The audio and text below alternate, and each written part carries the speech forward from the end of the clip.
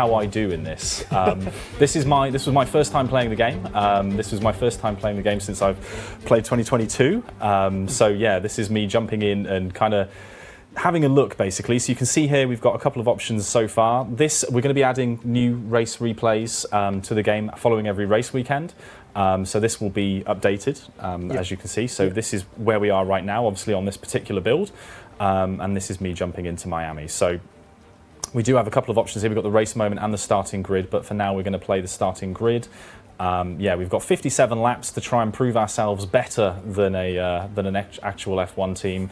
Ferrari, you know, they were. I chose this one because I don't know if you guys watched the race, but there was a bit of a battle between Alpine and Ferrari for this one for a while. So I thought, do you know what? I can gap an Alpine and a Ferrari. I can do the strategy here that makes sure that Alpine aren't behind me. Well, those are bold words. We'll see if they are bold words. You've got the skills to back them up. And like I said, I'm interested to see if chats can predict basically whether I'm going to have done this any good or not. So yeah, the starting grid is about to start. While that loads up, I want to ask, what was the inspiration or idea behind adding this whole new mode? Was it that you wanted to explore different ways to enjoy and play F1? I know partly it's about tying the gameplay to the real season as well. Was that something you wanted to achieve with this? Yeah, so essentially, we've heard obviously community feedback in various areas of the game.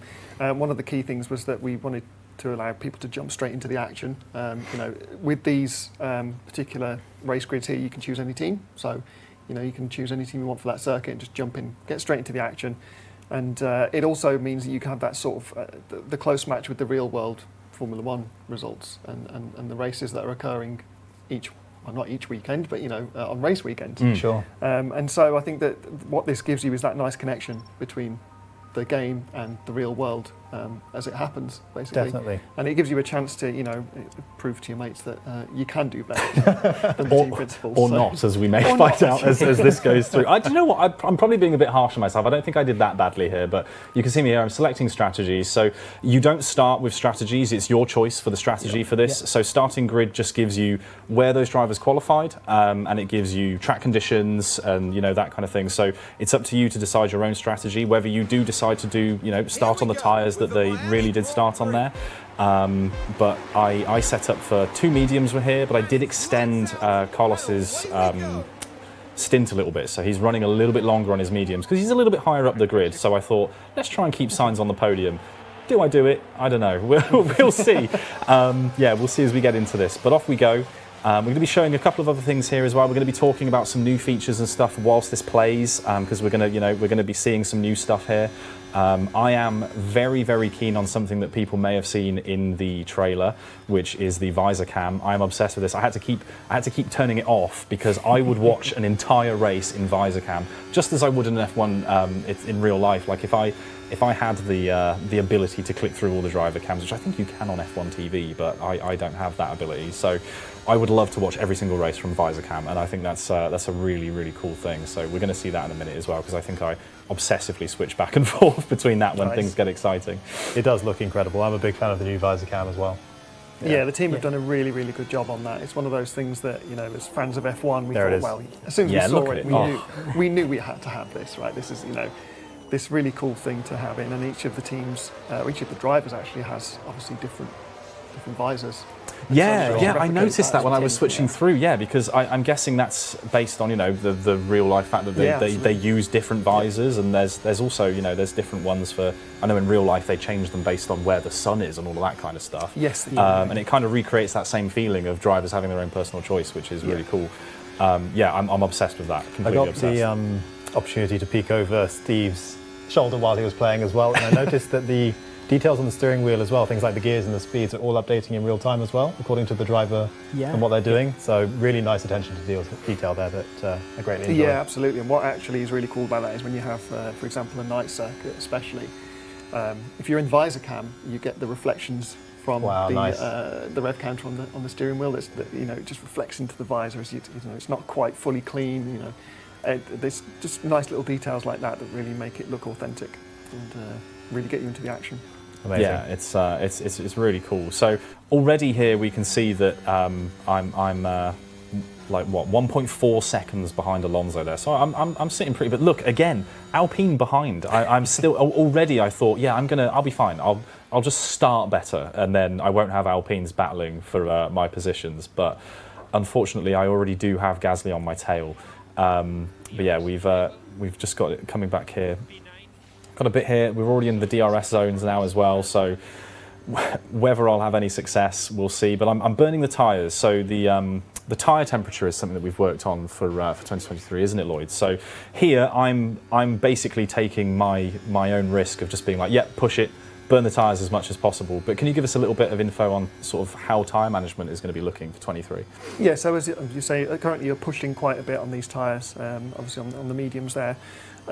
And what you'll find is that in this game, you've got to really pay attention to the tyre temperatures because we simulate the carcass and the surface temperature. And if you keep pushing, especially on hot tracks, you're going to find that they'll overheat fairly quickly, depending on.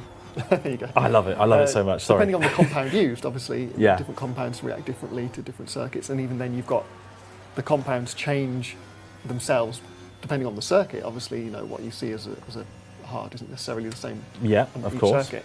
And you really have to think carefully about where you are, what the track temperature is, how hard you're pushing, whether you've just changed your tyres in the pits. Obviously, if you're on a fresh set of tyres, they're not going to be as warmed up and bedded in as a set that's been running for a few laps. And obviously, we'll communicate back to you how your tyres are doing. You can see there on the command panels, you've got the temperatures rising, and they'll start to go red once they reach that temperature zone that's a little bit too warm. You know, it all ties in together with all the other systems as well. So there's lots of things you can really put into this. And I mean, Will, you've worked very closely on this, right? Yeah, I think it's actually quite a good example right now of where you're pushing on with Sainz and with Leclerc, but Leclerc's tyres are hotter than Sainz, as you saw. Like they went red a minute ago because they were starting to overheat.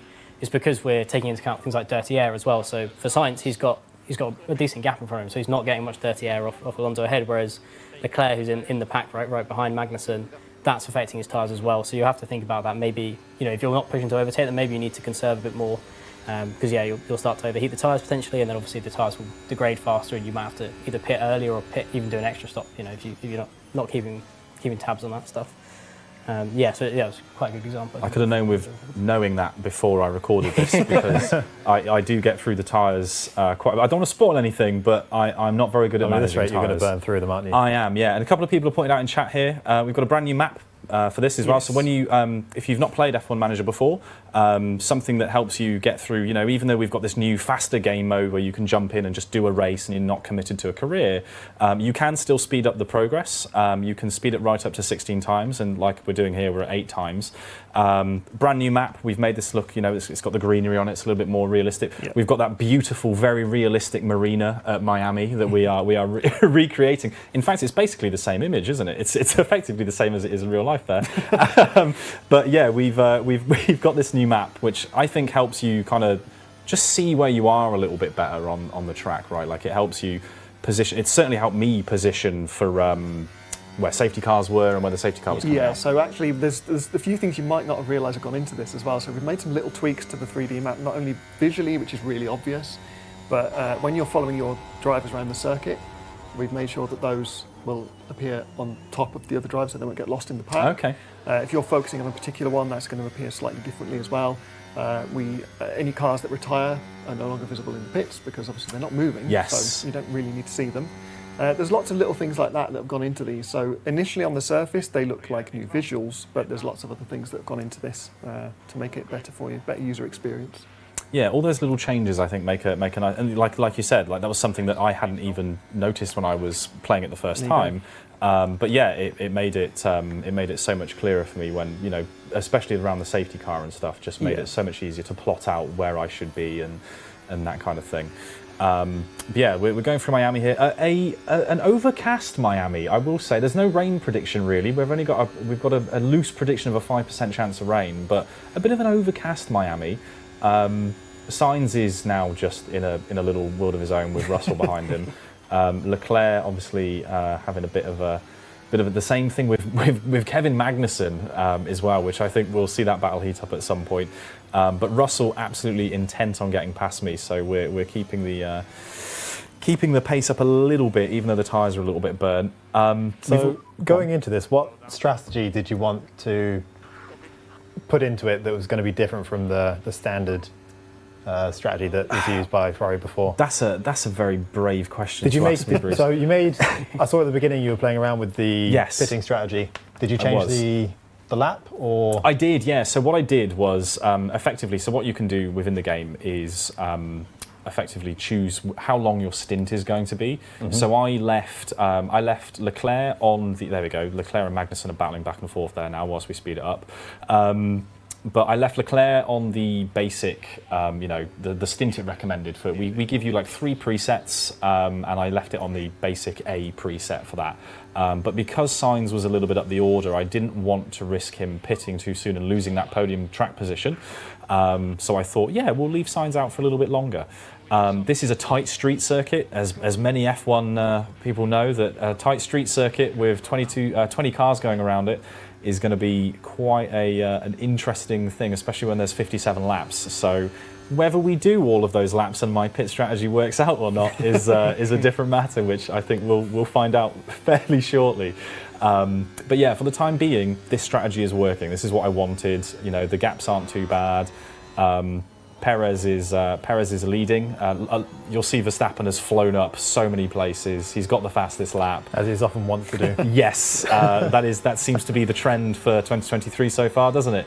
And yeah, that seems to be what's happening here as well. Somebody said, any mouse support for PS5, gents? Mr. Rich, yes, we have mouse and keyboard support for consoles. That is something that has been added to 23, isn't it? Yeah, new feature. You can just pop keyboard and mouse in. Plug it in, yeah, just plug it in and do it. Not that I think I think we actually got a lot of feedback that the controls for the consoles were actually really well received. There was a lot of people that were quite pleased with those controls, but a lot of people prefer a mouse and keyboard. I'm a mouse and keyboard person. I'm a PC gamer. So yeah, absolutely. We now have the ability to control it with a keyboard and mouse on your console. Will there be mid-session saves? Yes, there will be mid-session saves. Yes, there will. You can, again, I think part of the ability to just make it a bit more jump in and out, right? That was another piece of community feedback we got. Yeah. You might be halfway through a practice session and, I don't know, maybe you really want a packet of crisps and pausing it isn't enough and you want to sit and have a packet of crisps and not play the game for a while, and then you can do that and you can jump back in. And I think that's really nice. And visor cam, I know. I just every time visor cam comes back up, I have to keep looking back at the screen because I just really like it. We've already lost position here to Verstappen. I think it's fair to say that Verstappen is not in the same battle as us in this race, or potentially any in my career as a team principal at this rate. But yeah, we're pushing those tyres again because, quite frankly, I cannot handle the fact that I am battling this Alpine. I want to be ahead of this Alpine. And it's not happening. So while we have a moment and we're watching you battle it out and slowly but surely lose places. Thanks, Bruce. You can play next time. So far. I would like to take advantage of, especially Lloyd, your expertise and knowledge on the series. For anyone who's joining us on Twitch and hasn't played the previous version of the game, could you just give us a little overview of what F1 Manager is about, what role the player takes on, and the kinds of things they will manage and do for their teams? Yeah, so it's obviously, the clue's in the name, it's a management title, so you essentially take on the role of a team principal for a Formula One team. You can take that role for any of the real-world Formula One teams for the 2023 season. And you can basically play through on all of the 2023 circuits, and you can manage the team both on and off the circuit. So obviously we're looking at on-circuit action at the moment, currently in a separate mode, but when you're in career mode, for example, you will manage that team from start to finish, and you can essentially take on not only the circuit stuff but also back at the HQ, things like car development, driver development, even things like you can manage what the pit crew do of a morning, of an afternoon, and that's something we've added in this one. And it's just making sure that we've got everything as real as possible and giving you the details you want, right? Sure. Yeah. No, you really can get down into I don't want to call them minutiae, but all of the details and really every element of managing a team. I'm actually keen to ask you about the development of car parts in particular, because I know that's changed somewhat for this season as well. What can you tell me about that, which is new? So the car park development, so not only have we made it a little bit more accessible in terms of how you utilise it, and obviously that's not visible here, but players will see that when they see the screens. But you've also now got the idea of developing parts based on their durability. So you've got various options available to you for that. So you can essentially set it to be more durable, which is great, but it will have slightly lower performance. But it just means it will last that little bit longer. It's mostly down to the weight. To make it more durable, it's a little bit heavier. And what that also means is it's less likely to fail on parts inspection. So we have a system that after the races, they'll come along and inspect your parts, and if they're not quite up to scratch, there's a chance they'll fail. You'll then have to go away and either, if you haven't, build new ones, but have them available in your factory, in your warehouse, or just fit them if you've got them available. Smart managers will have, smart team principals will have already developed those extra parts and have plenty of stock available, and so they'll be able to just switch them out. Or in some cases, you might use that as a chance to research something new for the future. Make it a little bit more durable if you don't want to keep running into that same problem. And it just means you've got a little bit more to think about. Sure, just an extra consideration to bear in mind when you're developing. Right. So, as you guys were talking about that, the astute viewers among you may have noticed that my pit stop with Leclerc there has happened. That's why Leclerc has now dropped to 13th. We're on a nice set of hard tyres, which are coming up to temperature, as you can see. What a beautiful segue, previous me. Thank you so much. So those tyres are a little bit cold right now. I'm pushing to heat them up a little bit. That's my strategy anyway. I hope it works.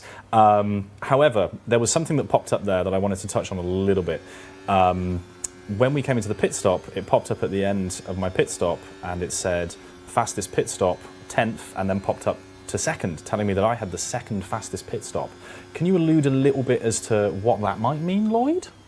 Yeah, so, obviously you can read into that. That it's the fastest pit stop award. Yeah, right. That's something we've implemented. So obviously there's an extra bit of incentive there to keep training your pit crew to the right level. You can, if you really want to, just make them focus on pure speed. Okay. If you want to do that, that's fine. You might be able to get that award. There's a bit of extra, there's a bit of extra reward on the line for that, isn't there? Increases the chance that they'll make mistakes. So they might be fast, but then every so often they might struggle to get a wheel off. Yes. So it's a bit of a balance there. So there's been certain times when I've been playing the game where I've just gone right, hit the gym, the full month, and then by the time it gets to a race day, they're just absolutely exhausted. But you can do that if you really want to. This is it, yeah. So this leans into our the new kind of key staff member for 2023, the sporting director. We now have the sporting director role in the game, which is effectively responsible for. It's a bit of a. It sounds like a very broad role, doesn't it? But they are responsible for kind of all the trackside operations at the race weekend. So your sporting director is going to be responsible effectively for preparing your pit crew and sorting out their training. So we're going to have a deeper system for training regimes for pit crew in the game this time on a monthly basis, where you can go in. I mean, you can customize it. You can have a balanced approach, similar to how we've got with the driver development. The car park development, where you can choose balanced or focuses. Yeah. There's a similar thing where you can focus your pit crew on various areas, like you said.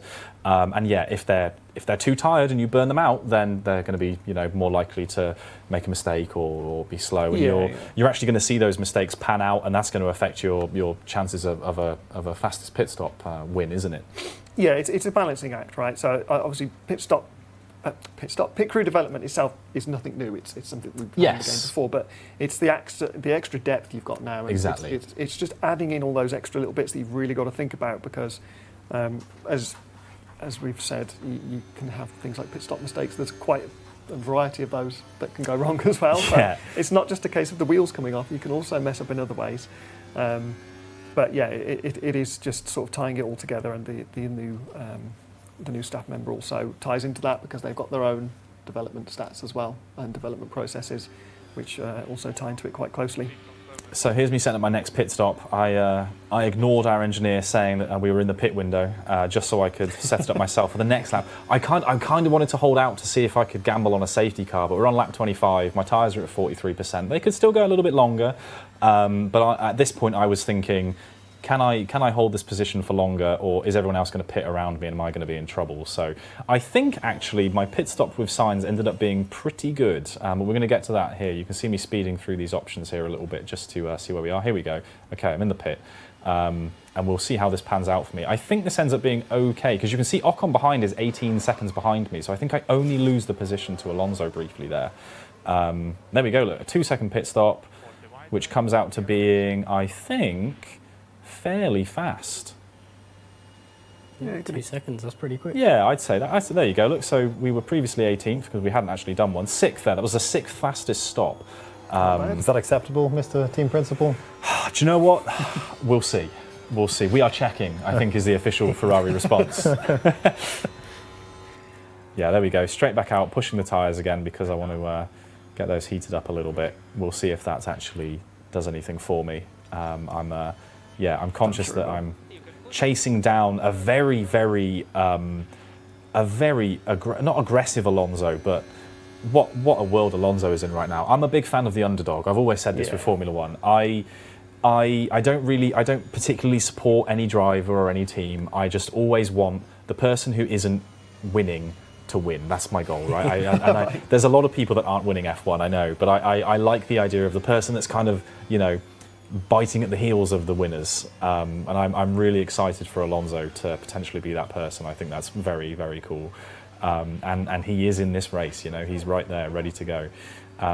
As you can see here as well, I'm looking at our driver confidence, which is a lovely little segue. This is something that we'll be touching on a little bit more in the race moment that we show a little bit later. But driver confidence is a new addition. We've got a safety car as well. I knew this would happen. This is why I thought I'd wait. And then 2 laps later, I think it's not even 2 laps later, the safety car happens. Whilst this safety car plays out, can we have a little info on what driver confidence is and how that works for 2023? Driver confidence is a new feature for 2023 in all your races. It will ebb and flow throughout the race, and depending on what happens, getting an overtake will boost your driver's confidence. Being overtaken, obviously will reduce it, and there's a lot of similar things as well. Just battling in general, like if you're successfully defending from someone, that's going to boost their confidence as well, build them up. So you can track it as we saw in that previous screen. It ties into the practice sessions as well, so that will set kind of their base confidence for the weekend, how well you've set the car up, whether they got acclimatised to the circuit, if they're kind of comfortable with the parts on the car, and then it will build through qualifying and the race. The outcome of it will kind of affect how well the driver performs. If they're really confident, they're going to perform effectively like being in form, right? They're going to do really well, kind of like Alonso has been this year, right? Yeah. So he's very confident. Or obviously the other way, they could underperform. It also affects the chance of incidents as well. So drivers who are feeling really confident, they're less likely to make mistakes, less likely to have crashes. And again, conversely, if they're not very confident, they'll make more or potentially make more. And it ties in as well with some of the new tactics we've added as well, Yes. which live in that same menu you're looking at a minute ago, around kind of overtaking and defending. And these kind of, I think we quite often describe them as quite kind of like risk management.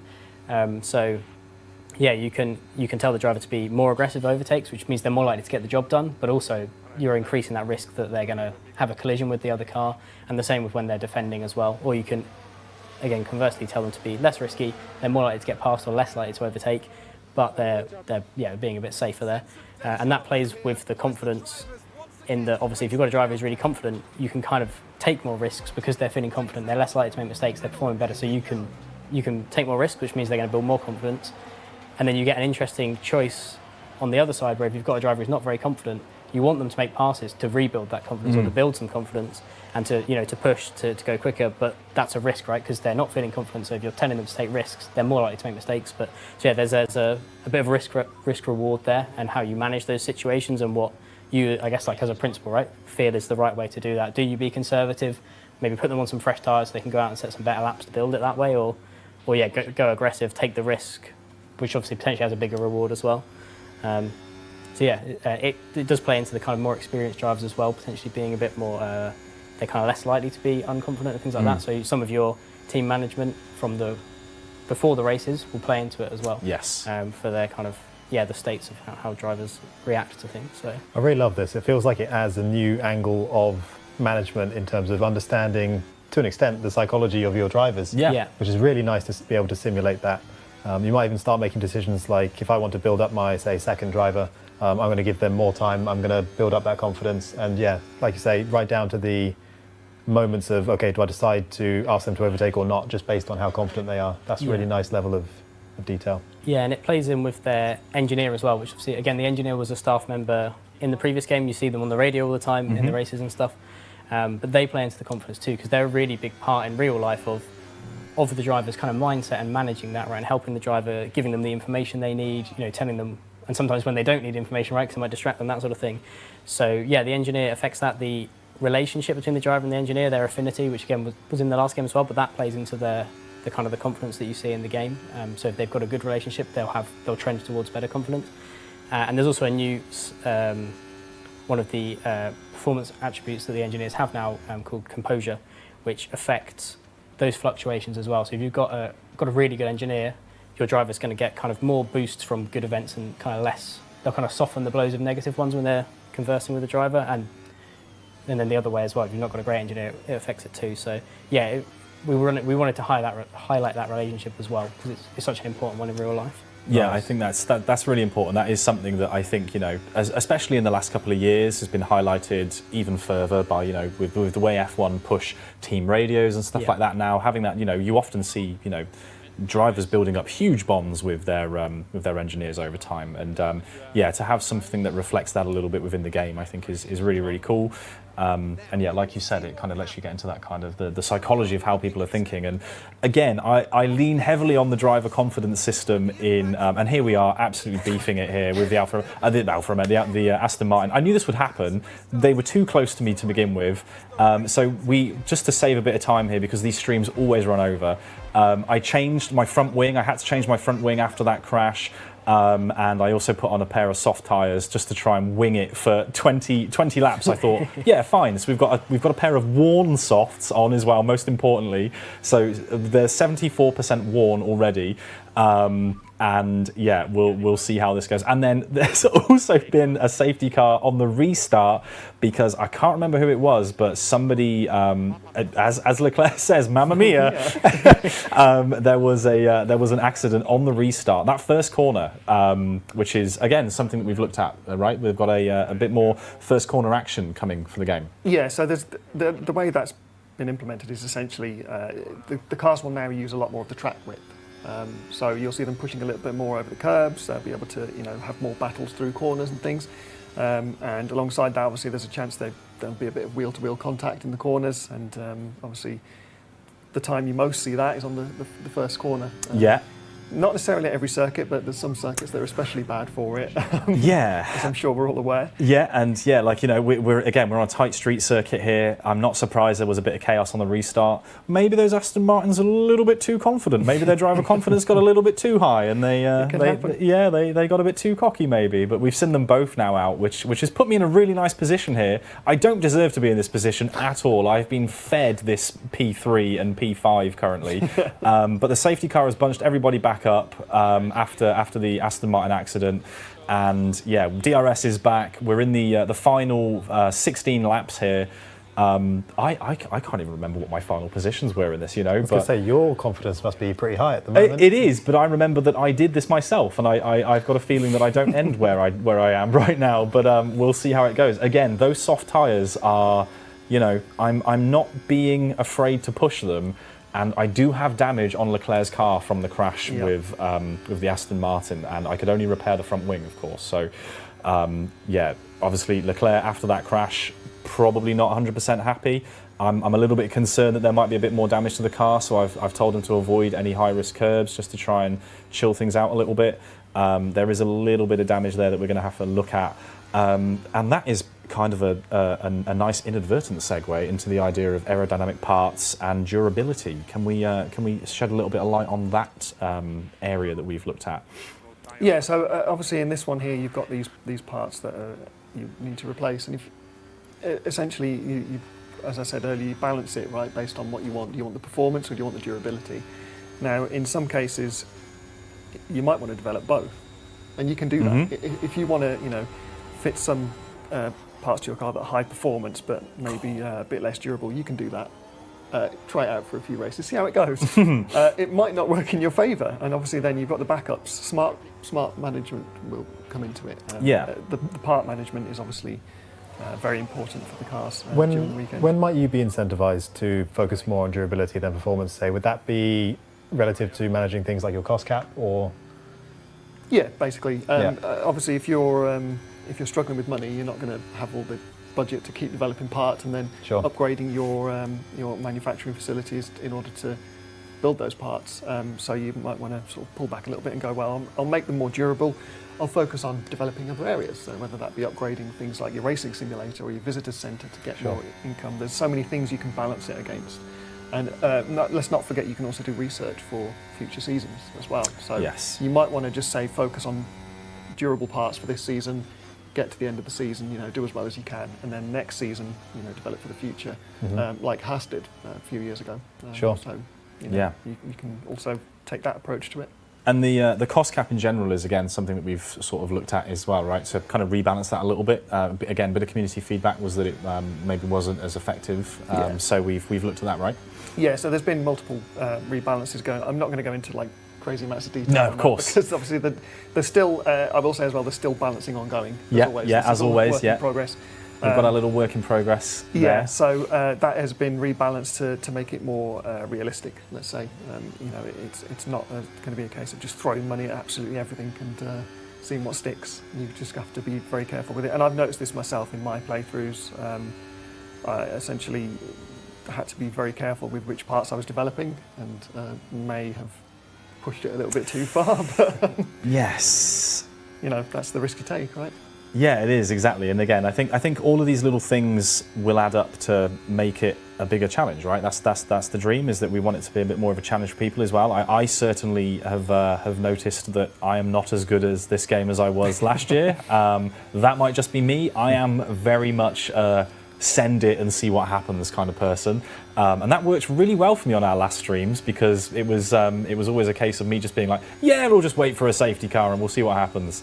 And that's always worked quite well, but so far not working. Well, what you've just said there actually touches quite nicely on some comments I saw a few minutes ago, talking about difficulty compared to last season's game. So what were your thoughts on that going into developing this game?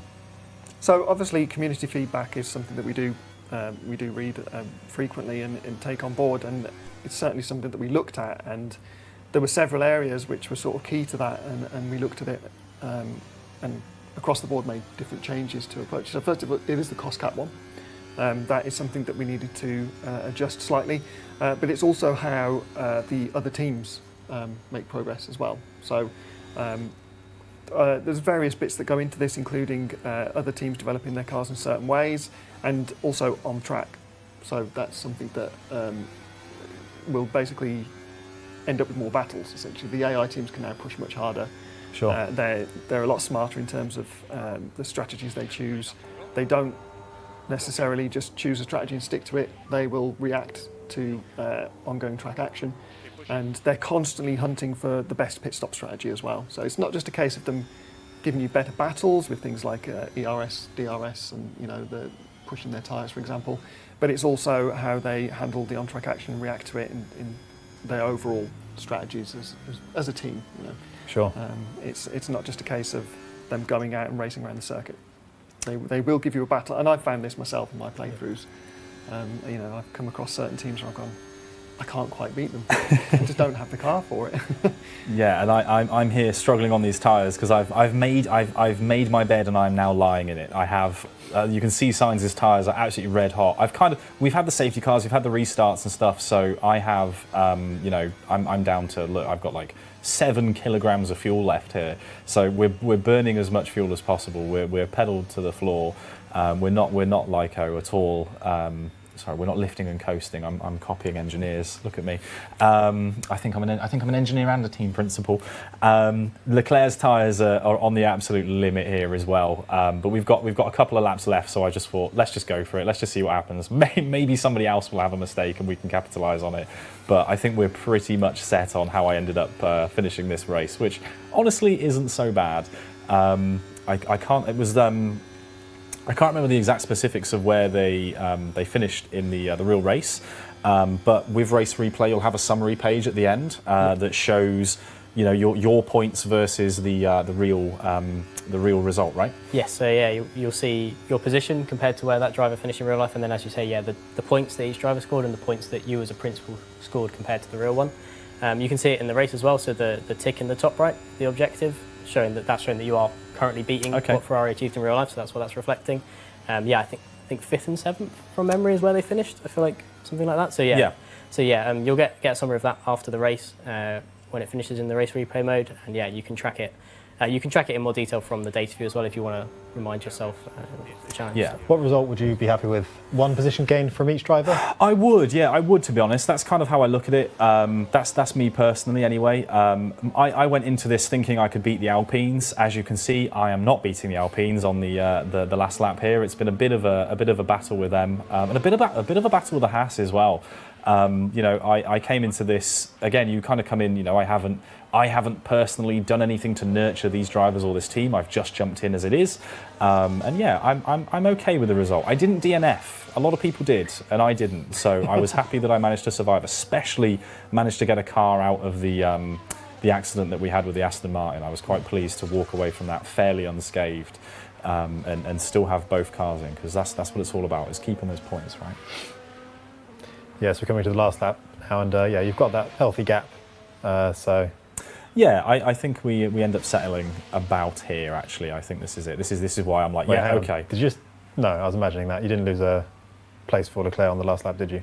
No, I don't think so. I think I finished 7th. Close. Yeah, it's incredibly close. Yeah. It's nerve-wrackingly close. It's very much. This is why I end up doing the last couple of laps on 2 times speed, because I'm just like, no, let's just get it done. I just need to. Nothing will happen if I press 2 times, right? Even though I know full well it's going to give me less time to react to something, and I stop paying attention to the intervals. But yeah, there we go. Over the line.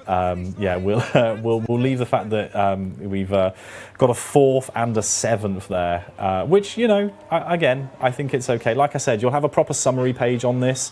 I think I skipped through this, but there will be a proper summary page, like we said, where you'll get your points and all of that kind of thing for the actual race, the race moment, the race replay. Sorry. I know there are going to be starting grids where you finish and all you've done is reverse the position of your own team. Yeah, that's almost certainly going to happen. Do you know what though? Considering some of the streams that I've done with F1 Manager 22. Having both drivers in the top 10 is actually a fairly good result for anyone that's watched these streams before. Yeah, we've done a good job there.